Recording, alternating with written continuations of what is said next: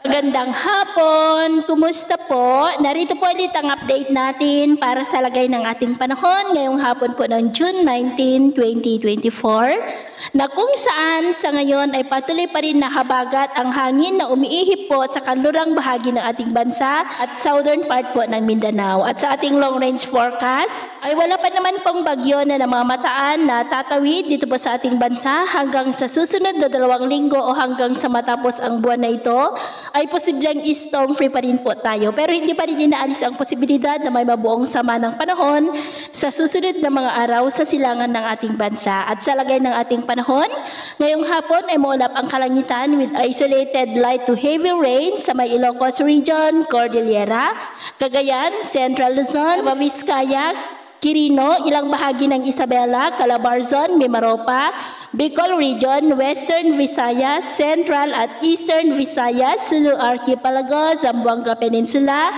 Northern Mindanao, Caraga, Davao Region at ilang bahagi ng Sorsogon. At mamayang gabi, posible pa rin ang maulap na kalangitan with isolated rain sa ilang bahagi ng ating bansa kaya mag-ingat pa rin po tayo sa posibleng banta pa rin ng mga pagbaha at pagguho ng lupa.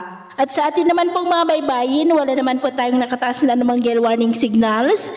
Pero iba yung pag-iingat lamang po kung papalaot tayo para mas makaiwas sa mga sakunang pangkaragatan.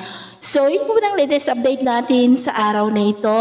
Ako po muli si James na nagsasabing sa kahit ano pagsubok po na darating sa ating buhay, huwag na huwag po tayong mawawalan ng pag-asa. Thank you and God bless!